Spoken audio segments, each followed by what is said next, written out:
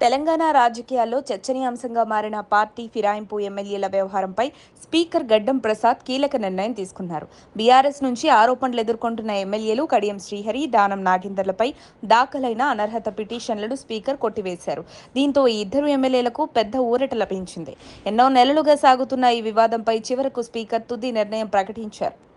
ఇప్పటికే ఇతర 8 మంది ఎమ్మెల్యేల విషయంలో కూడా సరైన ఆధారాలు లేవని స్పష్టం చేసిన స్పీకర్ ఇప్పుడు దానం నాగేందర్ మరియు కడియం శ్రీహరి కేసుల్లో కూడా అదే నిర్ణయాన్ని ప్రకటించారు. ఫిర్యాదులకు తగిన ఆధారాలు లేవని పేర్కొంటూ వారికి క్లీన్ చిట్ ఇచ్చారు. తెలంగాణలో కాంగ్రెస్ ప్రభుత్వం అధికారంలోకి వచ్చిన తర్వాత బీఆర్ఎస్ నుంచి గెలిచిన కొంతమంది ఎమ్మెల్యేలు సీఎం రేవంత్ రెడ్డిని కలిసి రాజకీయంగా కొత్త చర్చలకు దారితీశారు. ఆ సమయంలో వారిపై పార్టీ ఫిరాయింపు ఆరోపణలు చేస్తూ బీఆర్ఎస్ స్పీకర్కు ఫిర్యాదు చేసింది. ఈ పిటిషన్లపై విచారణ చేపట్టిన స్పీకర్ చివరకు ఆధారాల ఆధారంగా నిర్ణయం తీసుకున్నారు. ఇప్పటికే 8 మంది ఎమ్మెల్యేలపై స్పీకర్ క్లారిటీ ఇవ్వగా మిగిలిన దానం నాగేందర్ మరియు కడియం శ్రీహరి కేసులపై కూడా విచారణ పూర్తి చేశారు. ఇటీవల ఇరువురి వాదనలు విన్న స్పీకర్ తీర్పును రిజర్వ్లో పెట్టి బుధవారం ఉదయం అధికారికంగా నిర్ణయాన్ని ప్రకటించారు. సుప్రీంకోర్టు సూచనల ప్రకారం నిర్ణయం ప్రకటించాల్సిన గడువుండగా ఆలోపే స్పీకర్ తన తీర్పును వెల్లడించారు.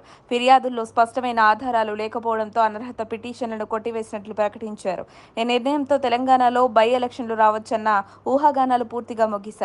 అలాగే ఈ కేసులో చిక్కుముడిగా మారిన రాజకీయ అనిశ్చితికి కూడా ముగింపు పడింది. స్పీకర్ నిర్ణయంపై ఎమ్మెల్యే దానం నాగేందర్ స్పందిస్తూ తనపై చేసిన ఆరోపణలు పూర్తిగా రాజకీయ ప్రేరేపితమని అన్నారు. తనపై ఫిర్యాదు చేయడానికి బీజేపీ నేత మహేశ్వర్ రెడ్డికి ఎలాంటి హక్కు లేదని ప్రశ్నించారు.